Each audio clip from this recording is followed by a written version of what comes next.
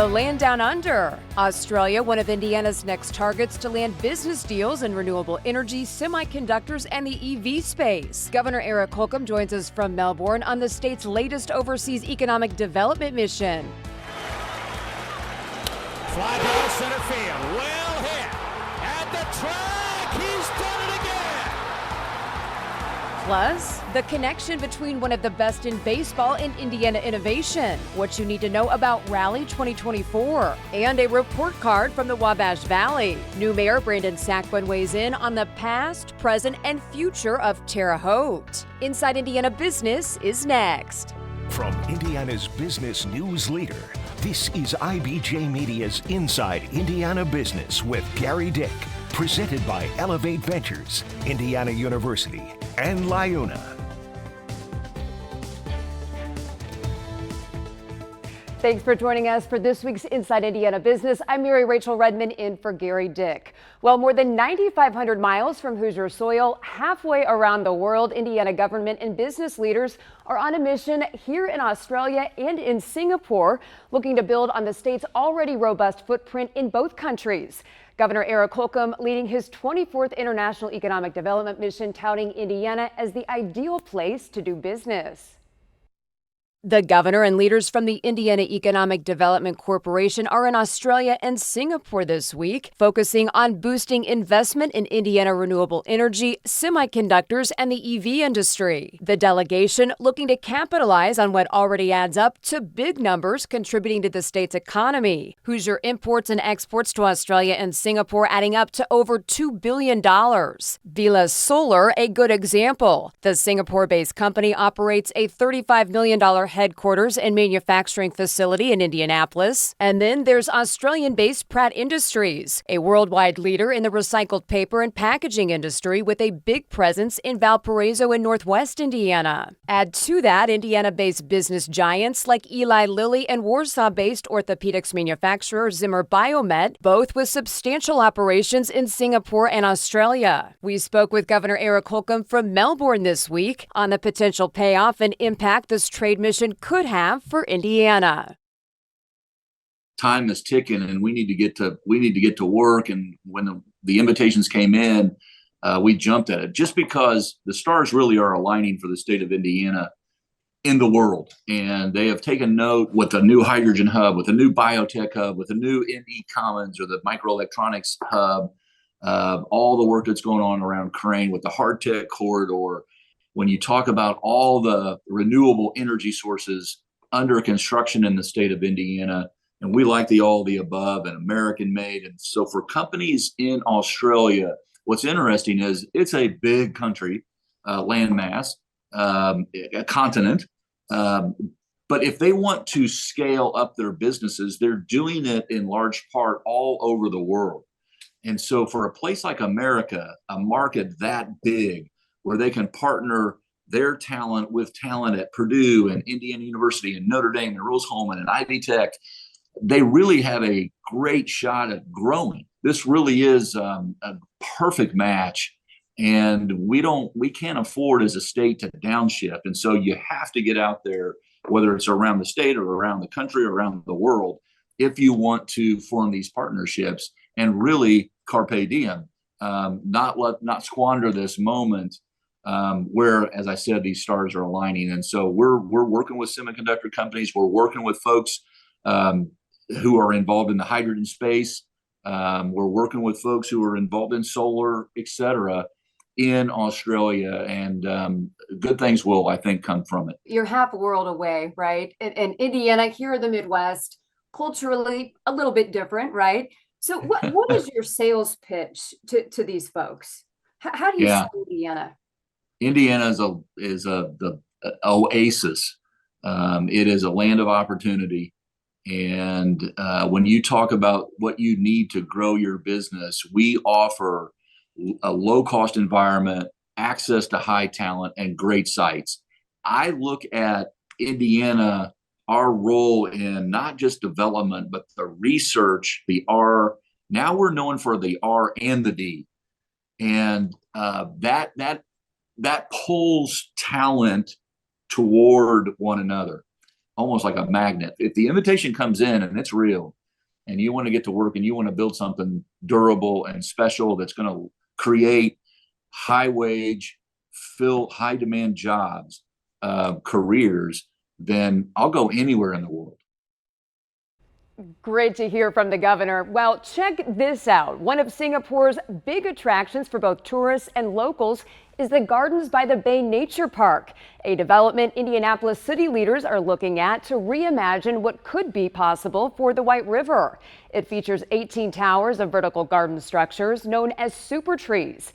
Indy tourism officials visited Singapore late last year to see whether it's feasible to develop something similar along the White River. Next, Indiana also pushing its chips in on innovation.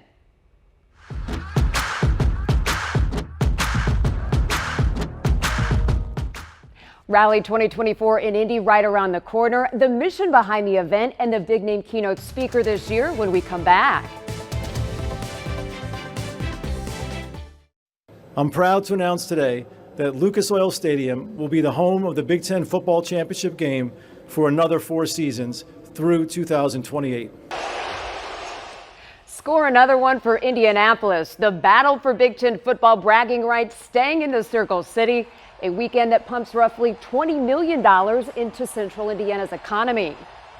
Well, another big event on the horizon in Indianapolis with a sports tie, Rally, a global innovation conference coming up at the end of August. I caught up with Rally visionary Christopher Day on what folks can expect in year 2.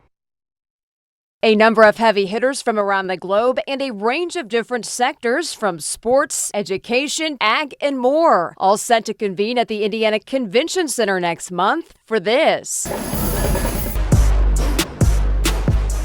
Rally is the world's largest cross-sector innovation conference. Anybody who has a hand in innovation, those are philanthropic leaders, educational leaders, foundational leaders, policymakers, anyone who has a hand in the pie of trying to make the world a better place. After its inaugural debut last summer, Rally visionary and Elevate Ventures CEO Christopher Day tells me Rally produced a number of tangible success stories. We had over 21,000 collisions or meetings. Those are the ones just that we could measure. We had other companies who met other partners, right? So whether it was customers that they got business from, whether it was other partners where they were struggling maybe to tell their story, and they met a marketing partner, a PR partner that just got their product, and now they're working together. And speaking of heavy hitters, see ya!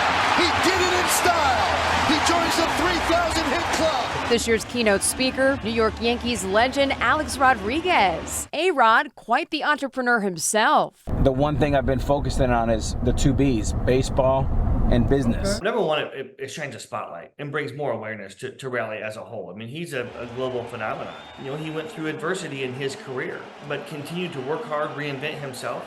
And life after baseball has been highly successful, putting together massive funding sources for innovative sports tech companies. Rally will also feature year 2 of its signature pitch competition with a Hoosier twist. We run one of the world's largest pitch competitions, so it's up to a $5 million prize package. But if they want the investment, they've got to come here and locate in Indiana for at least a year. And so we narrow that down to 5 finalists. The fun thing is, in year 1, 4 of those 5 companies not just came here for a year, but they actually have already set up shop to expand their business here in Indiana. And perhaps Rally's more lasting impact, attracting new companies and entrepreneurs to Indiana, something Day says is key to growing the state's economy and lifting Hoosier wages. If we look at our average wage here in Indiana, it's still under the national average. Why is that?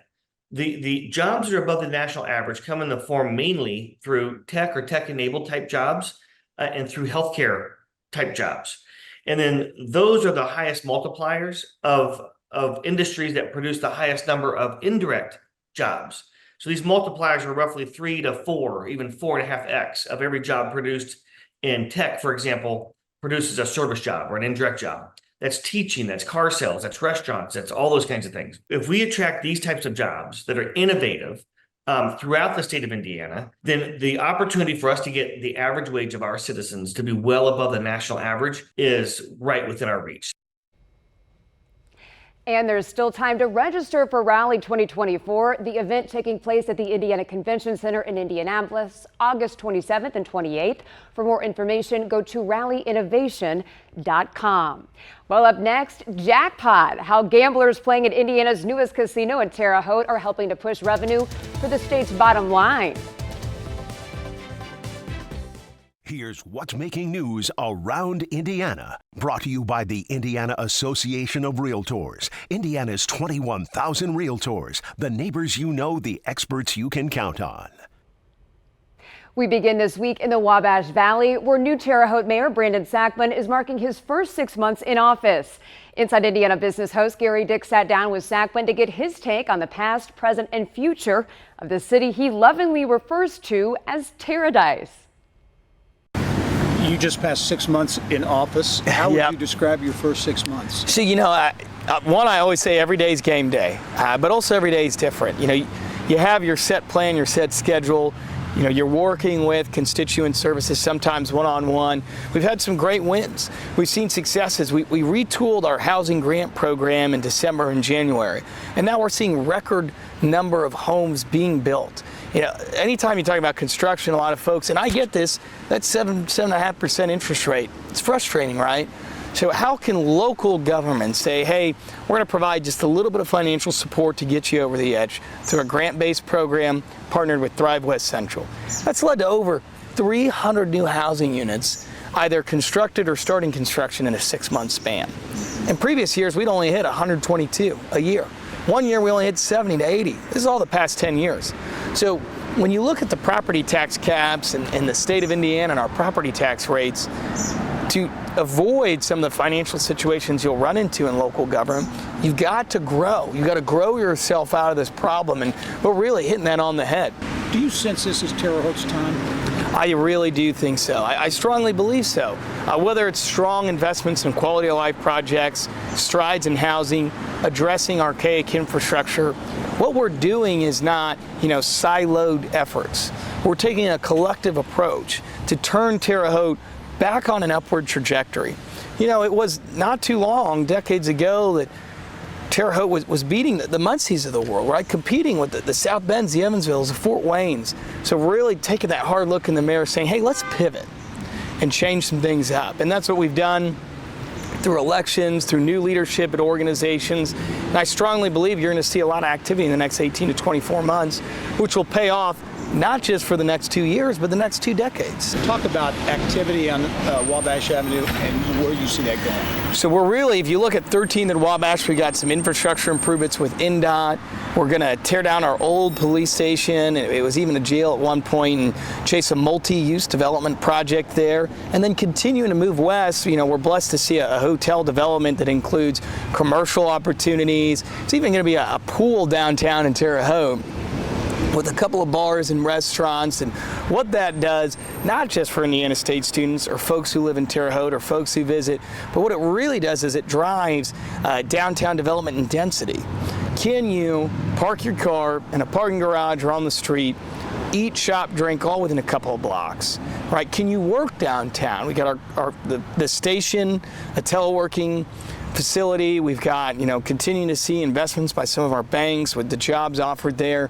So what we're really doing is saying, hey, it's not going to be like 50, 60 years ago when Roots was downtown and the trolley was downtown, but some of the characteristics will come back. How important is that vision to the ultimate success of the convention center?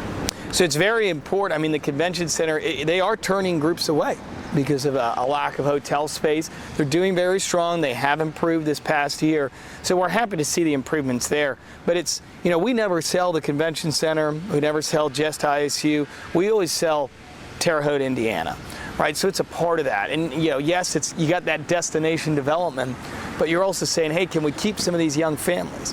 Can we keep some of these seniors by offering more activities, more dining, more drinking downtown Terre Haute, Indiana? Terre Haute, also home to Indiana's newest casino, which is having a big impact on the state's economy. While Indiana's casinos are reporting month-to-month revenue decreases, there's been a $7 million increase from June 2023 to June 2024, a large part of that due to the Terre Haute Casino Resort, which opened in April. There are 13 casinos located throughout the state of Indiana. After more than 5 years, the Mascot Hall of Fame in Whiting is officially closing its doors. Why? Well, the BP Whiting refinery is expanding its footprint on the property. The museum's final day open is September 14th. However, the Mascot Museum will exist online. Museum officials also teasing plans for a potential new location, so stay tuned. This is the world's smallest drum. Purdue University taking a giant leap into the Guinness Book of World Records this week. The world's smallest drum is about half the diameter of a human hair. It was created on a 3D printer that makes microplastics materials for advanced medical devices. When we come back, checking in on one of the biggest projects in Indiana history, the timeline for completion of IU Health's new $4.3 billion Indianapolis downtown hospital campus when we come back.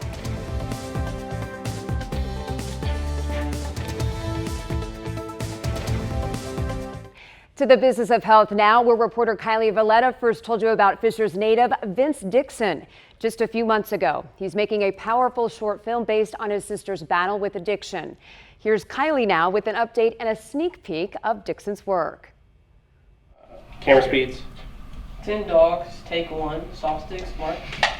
Dixon now lives in LA, but spent several days in Fishers earlier this summer shooting his short film, which is currently being edited. It tells the story of Dixon and his sister, who both grew up in Fishers. An overdose ultimately took his sister's life, and Dixon hopes the film is a conversation starter about loving someone who's battling addiction. The film now has a screening date in September at Community Fairbanks Recovery Center in Indianapolis, where his sister went to rehab. More public screenings are in the works.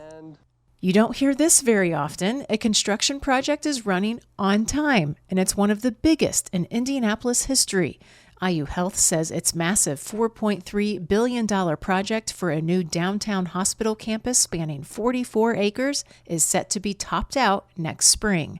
The new hospital is on schedule to open in late 2027. And the University of Southern Indiana will be the first state school in the southern part of the state to offer a doctorate in occupational therapy. USI says it's a milestone in the university's commitment to advancing healthcare education and helps meet growing demand for more occupational therapists. The new program will begin accepting applications in the fall and launch in 2025. The OTD degree requires the students to complete a capstone project and an experience during that last year that the master students are not required to do. And with that, our community partnerships are going to increase more than ever. And we're going to be able to expand on relationships, again, not just within our own community, but wherever USI reaches. Mary Rachel, now back to you for a look at what's making headlines in education across Indiana. Time now for our Eye on Education, brought to you by PNC Bank. Well, we've got our eye on education starting this week in Northwest Indiana. Purdue Northwest planning to establish a major presence in the fast-growing quantum space in Hammond. The university working with a coalition of stakeholders to set up the Roberts Impact Lab, set to be part of Hammond's new $40 million innovation district. Mission control, this is the spacecraft. Do you copy over? And staying in the region, the Challenger Learning Center receiving more than $960,000 to upgrade its mission control simulator. The center carries on the legacy of the Challenger 51 crew through teaching students about science and space exploration. The money will go towards software enhancements and furnishings upgrades so the center can mimic the look of the existing Blue Origin facilities at NASA. As teachers put the final finish on their classrooms, work on a potential future field trip site continues. A STEAM classroom is part of the renovated Indianapolis Motor Speedway Museum. Jacob Palos is the museum's new director of education. He's designing programming, purchasing equipment, and building relationships with schools, nonprofits, and other community groups. I've started a lot of programs similar to this, but on the educational side. So the fact that I'm able to take what I've learned from that aspect and from what my teachers and my students need and apply it to more of a what can I give to everybody type situation, from little kids all the way up to our elderly visitors, is something I'm really, really excited about. The renovated museum will open in the spring. Apollo says he hopes the space will also help start to continue a passion for racing, the automotive industry, and the careers that are available in those fields. That's all the time we have for this edition of Inside Indiana Business. We leave you this week with a look ahead to an Indiana tradition coming very, very soon, the Indiana State Fair.